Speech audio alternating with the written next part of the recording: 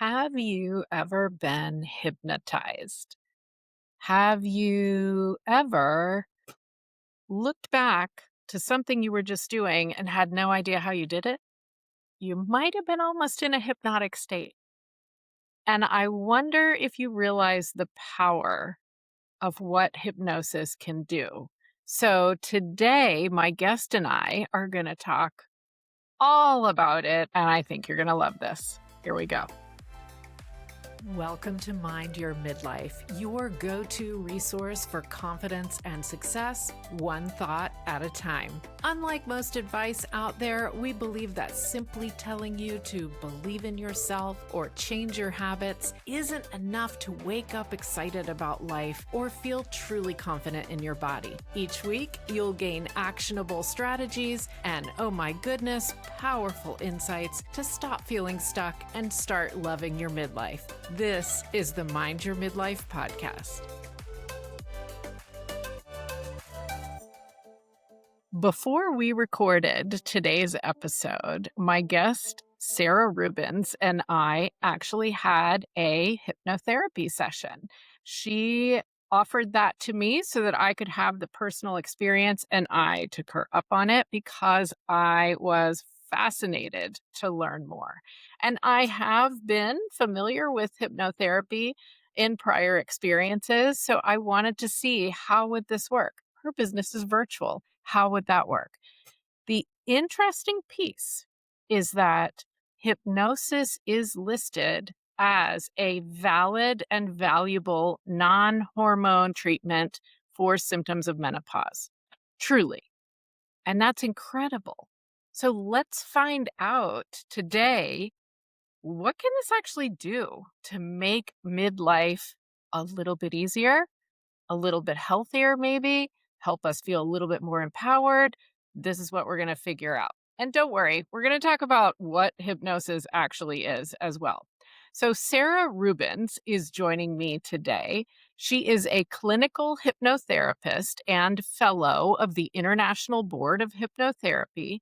She has a private practice called Tree Star Hypnosis, where she works one-on-one with clients, and she helps clients with shifting identity, emotional blocks, even medical challenges, using evidence-based hypnosis and nervous system regulation. She also does group workshops. You're going to hear her mention that. And this subject really can be powerful for a lot of the issues, mindset, health, body, life that we're going through in this period of time. I can't wait to talk about it. So, welcome, Sarah. Thank you. I am happy to have you here, and I find this topic really fascinating. So, I think the listeners are going to as well. I hope so. I'm pretty excited about it. Very good. Okay. So, we're just going to dive straight in because I really want you to explain a bit for us, because hypnosis is one of those things, hypnosis, hypnotherapy. I feel like everybody's heard of it. And maybe, and you said this to me prior to recording at one point, maybe we've seen a show or something silly. And so maybe we're curious, but we don't really get it. So I would love for you to tell a bit more about how hypnosis works.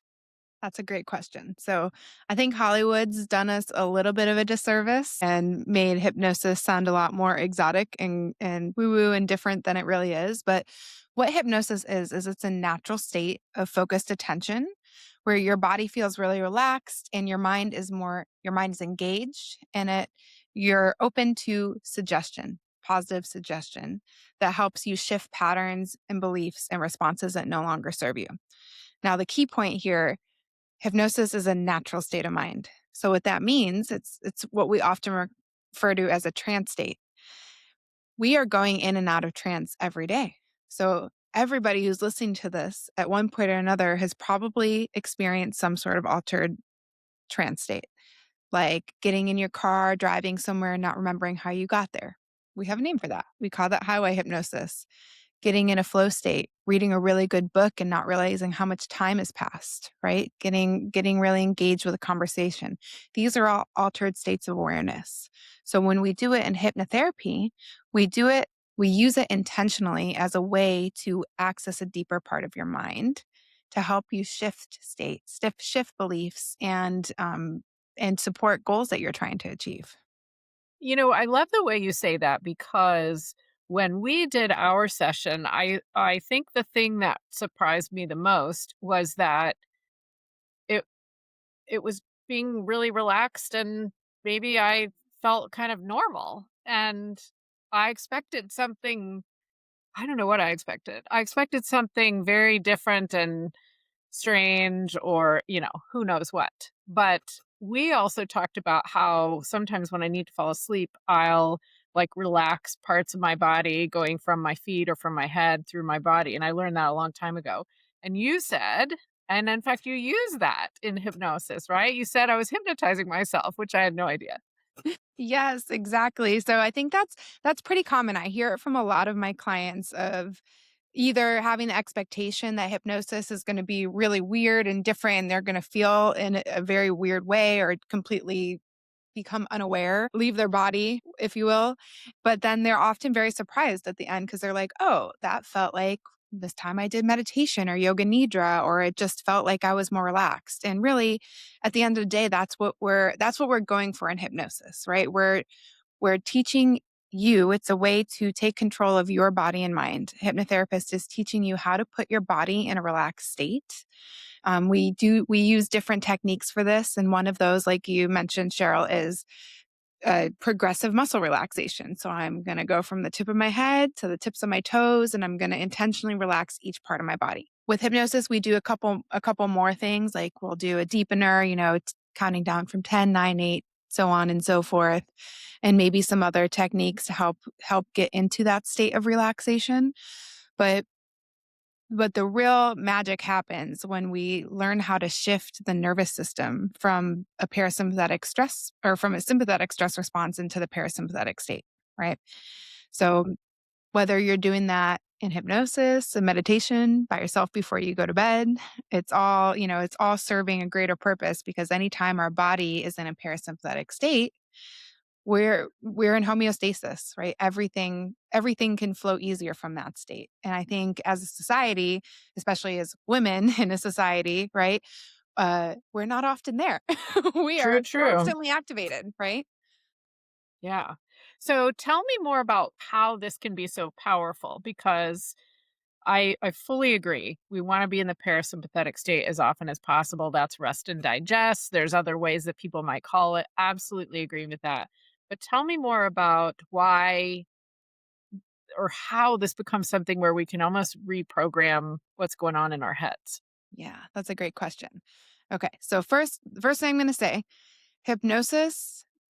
Question I get often: am I going to be able to be hypnotized? Hypnosis is a skill that you can develop. So every person, if they have a desire to be hypnotized, can be hypnotized, right? For some people, it happens really easily and quickly. And then for other people, it just takes time, again, to teach the body how to shift into a relaxed state. So with my clients, as you know, I always share a self hypnosis recording after our first session to practice hypnosis every day because the more we practice it, the stronger the skill becomes. So one, everybody can be hypnotized. Two, how it works. Okay. So our mind, we have something called the triune model of the mind that's taught through my school, the Hypnotherapy Academy of America.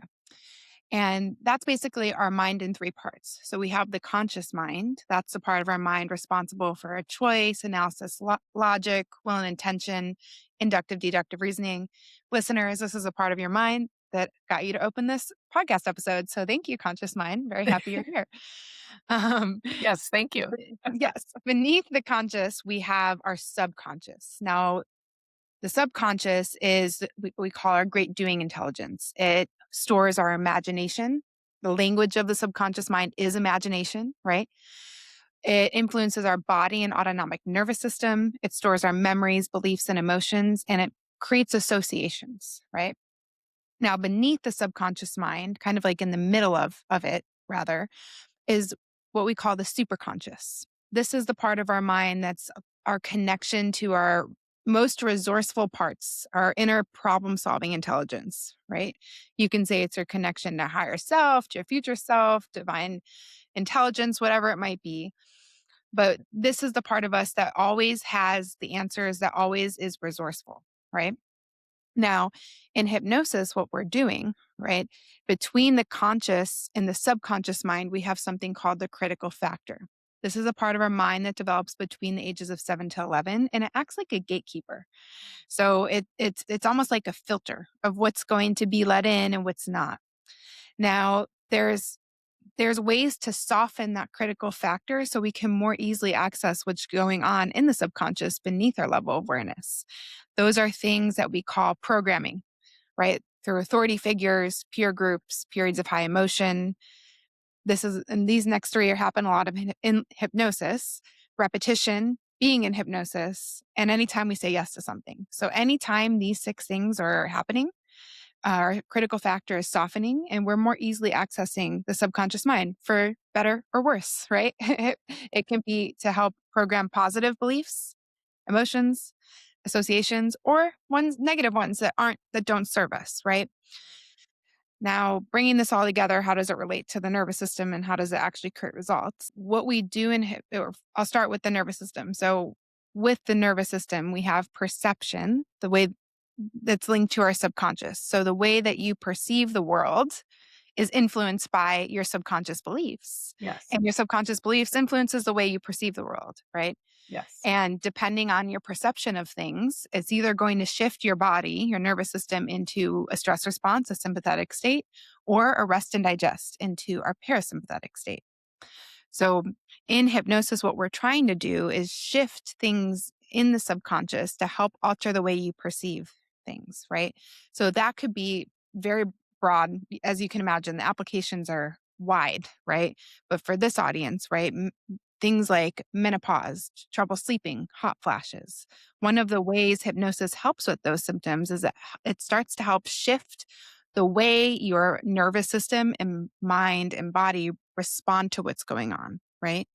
It helps give some autonomy and control over that, which I'm sure we'll talk a little bit more about in a Yes. minute here. But that's what we're doing as we're working in the subconscious.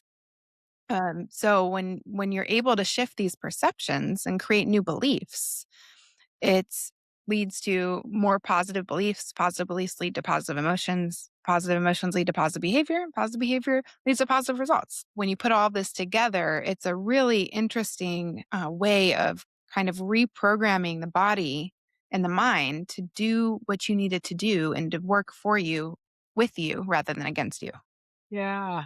It's really fascinating. And let me see if I can sort of summarize what you said. You see if I've got it. So, after the age of 6, and that's important because I think a lot of us have heard that when we're young, like as in below 6, we sort of absorb everything and we don't have a filter.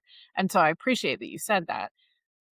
So after that age, we sort of have this gatekeeper in our brain that is telling us whether to believe something, not believe it, not letting the information in or letting it in or changing it a bit or whatever. And so in hypnosis, what we're doing is changing our state so that whatever's going on during the hypnosis can be absorbed by the subconscious brain, can potentially become one of those core beliefs about ourselves or whatever it is we're talking about. Is that fair to say? Yeah, that's a really good. I think you nailed it. Yeah. Another way, I think another good metaphor for explaining it is actually using the metaphor of a computer, right? So your your com- you have your hardware, which is the physical computer. That's your body, right? Your body is the hardware. The subconscious is the software.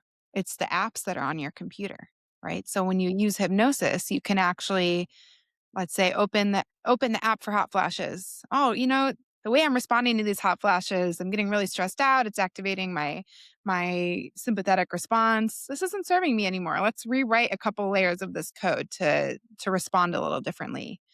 And then when you do that, it updates the app to version 2.1, right? And then your body responds differently because the hardware responds to the way the software is programmed. I love it.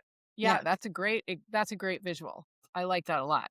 And I promise if you're listening, we are going to get to the hot flashes. We are. The way you talk about hypnosis, I think is really empowering because I also think that sometimes it feels very daunting because we feel like we would need hypnosis if we wanted to dig back into some trauma that happened to us and try to move past that or heal from that, which is great. But maybe we don't think that it would help us otherwise. And your focus is much more about these basic beliefs about ourselves and about life and like a positive forward thinking kind of focus. So tell me a little bit more about the differences there and why we think that, I guess. Yeah. So I always the way that I work, right? Every hypnotherapist is different. But the way that I was trained is it's a multi-session process, right? So I'm rarely ever doing just one-off sessions with people. And the reason being is that I look at this very much as something that you build upon each other, right? In our first session, we're not going to be diving into the depths of your subconscious to like rewire all of the deep and dark traumas of your past.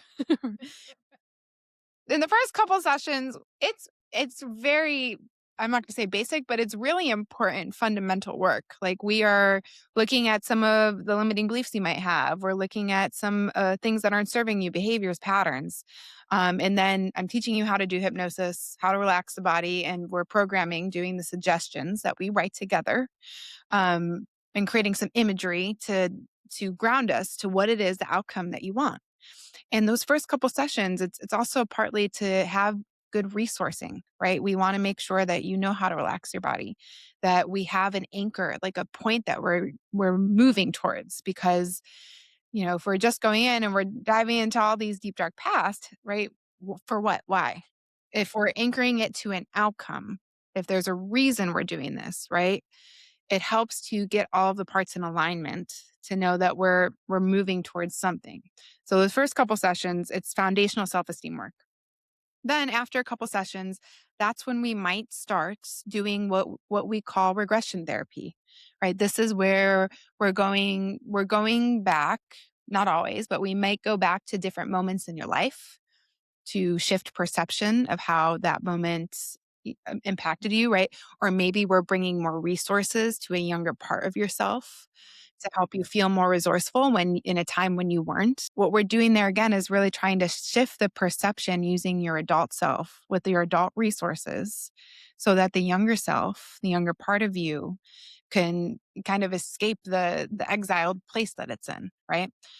Um, I will say one of the nice things about hypnosis is we can do trauma work and rewire trauma without having to directly revisit the actual trauma. There's different protocols that I again learned through my school, the Hypnotherapy Academy of America, that allow us to reduce some of the emotional responses to traumatic events without revisiting the event. So that's something that I personally really like about hypnosis because not everybody wants to revisit, right? Not everybody wants to go back.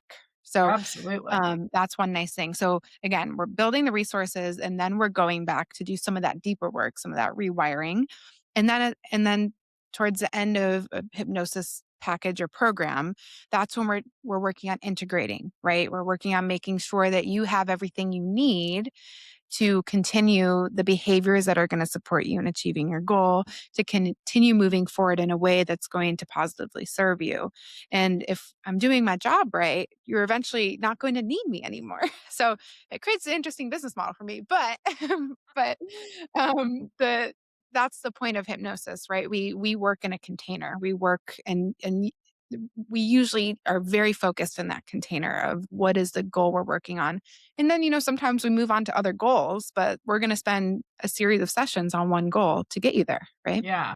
Yeah. Yeah. And for me, for example, for those of you who are listening, I was interested in getting past what I think are some money blocks and worries about success and that kind of thing. And that's why I do a lot of episodes about money mindset too, because I know it's something that I can always get better at. And quite frankly, we can all always get better at accepting and believing in our success and money as well, so why not? But it could be lots of different goals, to your point. So that's Mhm. interesting. Yeah, definitely. Yeah, I love money mindset work. Hypnosis is great for it. um, Yeah. and because so much of money is beliefs and things that we learn in childhood, So true. right? So true. Yeah, Yes, and my listeners know that because 'cause we've talked about it a bunch of times. So true. We create just this meaning that comes from things that maybe weren't even real events, or we perceived them in a funny way, or who knows. totally. There's a really great book. It's tangential hypnosis. It's NLP, neuro linguistic programming, which is kind of like the language part of hypnosis, called Money Magic by Michelle Masters. And it's like a short little book. It's like, maybe like 8 chapters worth of activities, and I've done it a couple times and it really works. So just a little side piece. It's great. Okay, I'm Yeah. gonna make sure that that is on the website. If you're listening, cherylpfisher.com/read. I'll put that book there so anybody can grab it. Thank you. I'm gonna get Yes. that one. Anytime.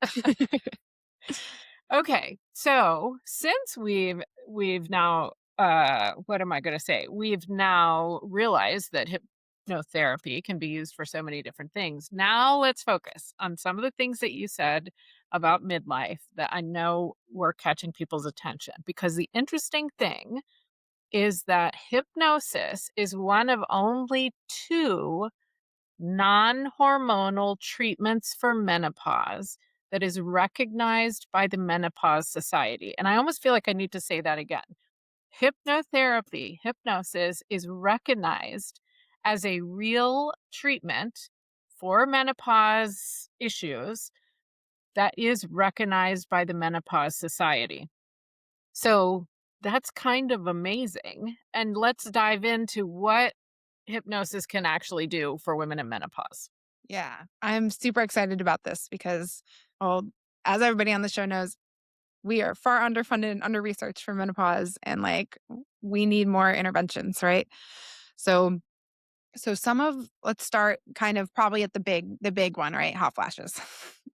So what hypnosis can do is it helps to regulate the brain's temperature control system. So hot flashes are often triggered, and again, I'm not a neuroscientist. This is just me doing my own research. So, feel free to fact check me here. But from my understanding, hot flashes are triggered by dysregulation in the hypothalamus. So the brain's temperature control center. And part of that is because as estrogen declines, it it makes small temperature changes trigger sweating and flushing, right? So the estrogen declining is creating some of that temperature dysregulation. So what hypnosis does is it actually retrains the brain's interpretation of the internal temperature signals, right? When your brain thinks that, oh, this is the estrogen's declining, we need to trigger this response. What we're actually working on in the brain is changing the way the brain interprets that and how it should respond. Something also very interesting, and maybe tangentially, this is also similar to how hypnosis works for IBS. Right? When you have irritable bowel syndrome, as anybody with IBS knows, your bowels they have lots of nerve endings. It's like a whole second brain, right? And often with irritable bowel syndrome, it's overactive, so your body's responding like tenfold to what it needs to respond to. So we're working to kind of calm that response down, to change that response to what's happening in the bowels. So similar things happen with regulating temperature. Something really interesting too, I've done this both ways. So I've done it for people who like have very cold or like migraines. A lot of migraines is because you don't have enough circulation. So we may do some imagery of you sitting next to a fire and holding your hands and feet up to the fire.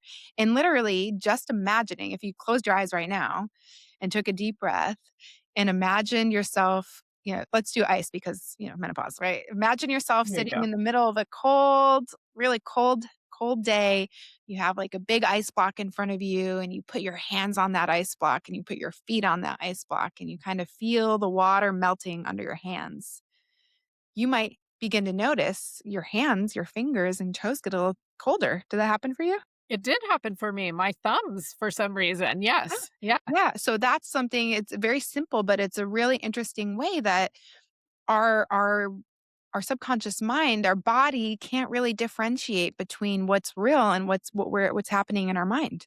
So when we can recreate states by vividly imagining them using the subconscious, right? So that's kind of, by the way, just use that. Anybody having hot flashes, just imagine yourself in an ice box, There you right? go. And that's Yeah. Well, let me just bring in I'll put in the show notes another episode. If only I knew the episode number right now. I don't, but I will put it in the show notes so that you can see it. I did an episode about hot flashes in particular. And the woman I was interviewing said, hot flashes are not benign. This overheating of the body is not healthy for us. And so we need to find ways to minimize them because it's not something that is healthy for your body to continue having over and over again. And so what you're saying is kind of amazing to put that together because if we can almost teach our brains not to react in that way, that's incredible. it is. It's the power of our mind. It continues to blow my mind every day, and this is my profession. When my clients come back and say, "Oh, this happened," I'm like, "Oh my god, this is amazing." Yeah. Yeah. So some of the other ways hypnosis helps with menopause and midlife, right? Um, it and this is a blanket statement for everything and everybody. It helps to calm the nervous system down, which we've talked about a lot, right? But when we're able to more actively shift into parasympathetic, rest and digest, we're able to better regulate our stress hormones, our heart rate and blood pressure. And any time that we can relax and bring the body down, it helps to reduce what we call the pain, fear, tension cycle. So this is really common with any sort of medical hypnosis. So often what will happen is when you have chronic pain or you're dealing with a chronic condition or even just menopause, right? The fear, for example, the fear of having a hot flash is going to create tension in the body. Anytime there's tension in the body, it creates pain.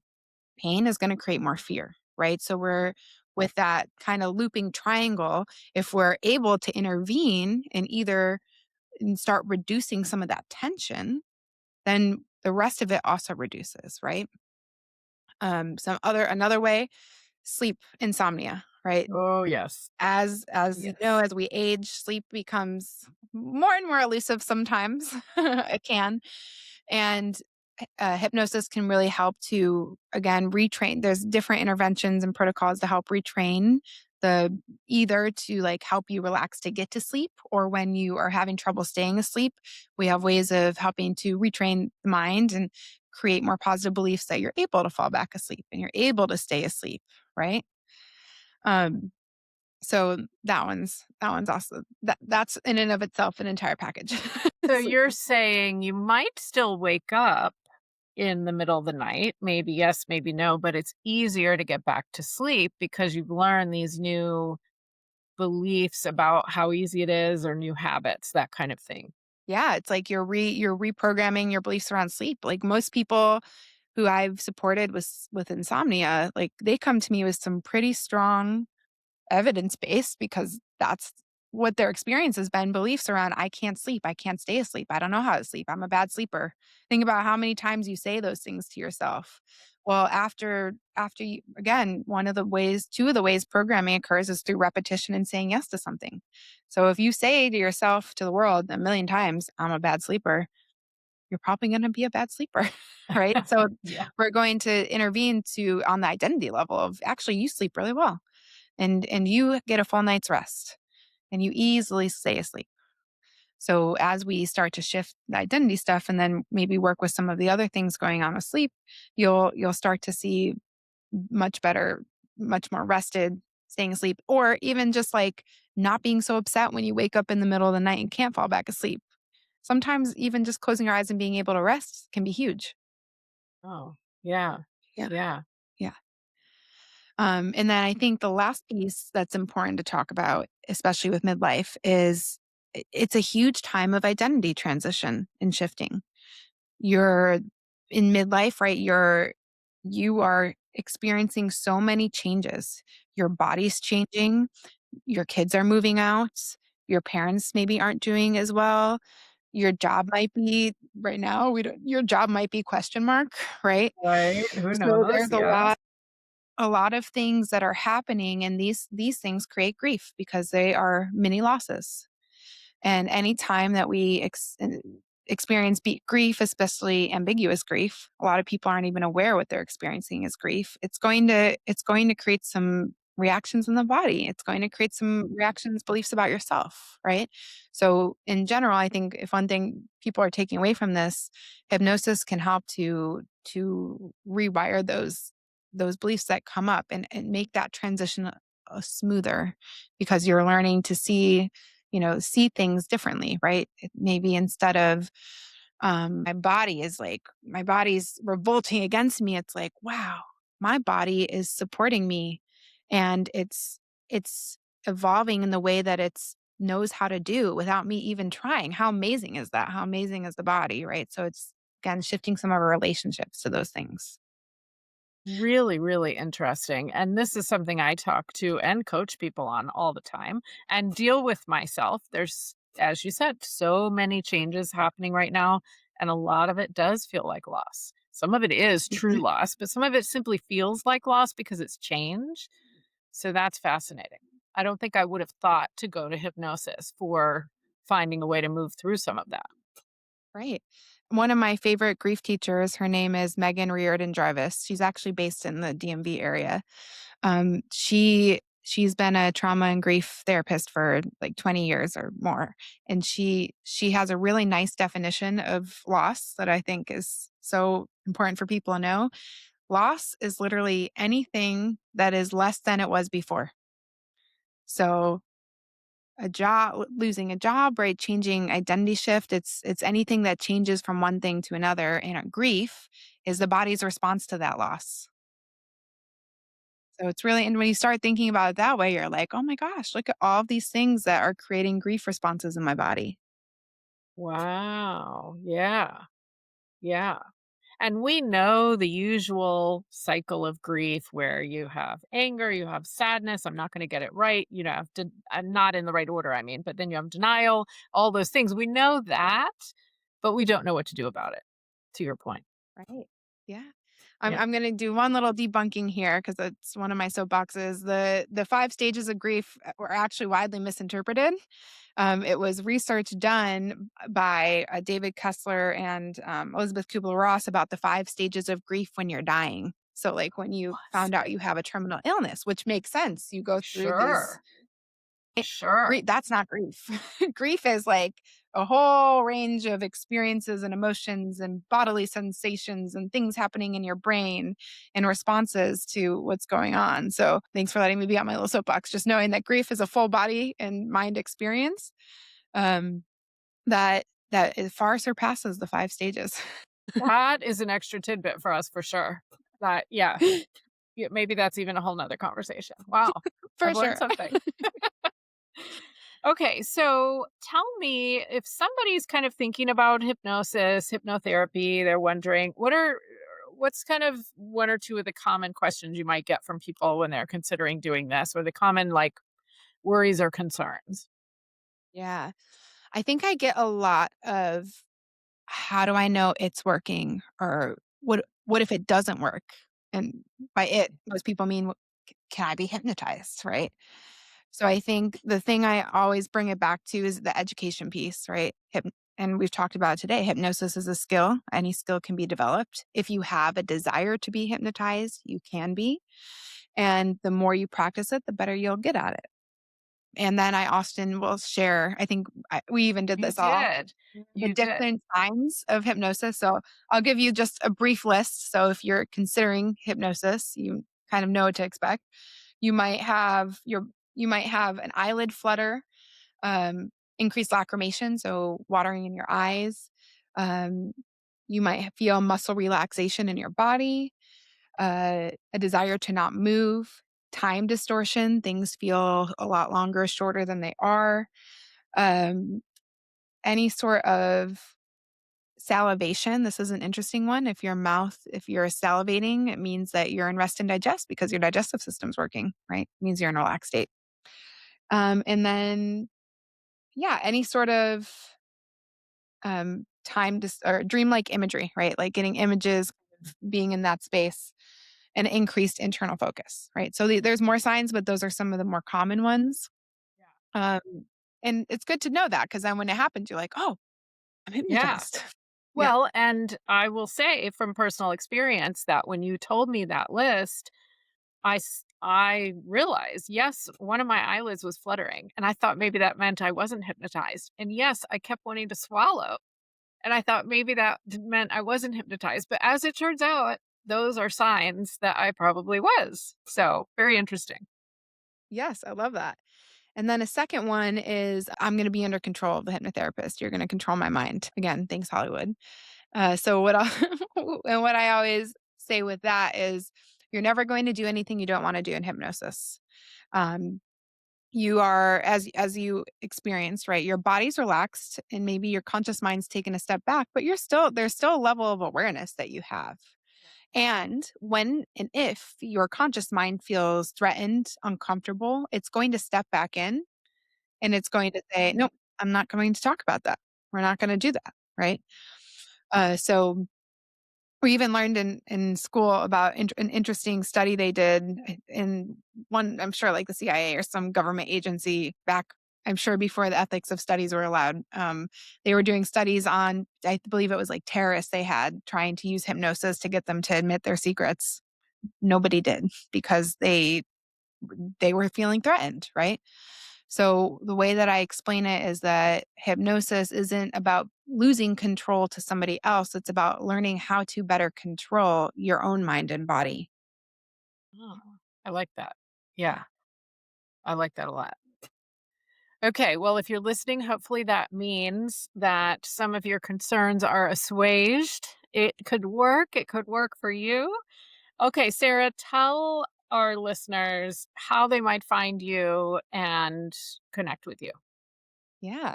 So you can find me on my website, treestarhypnosis.com. Tree like a tree, star like a star in the sky, hypnosis.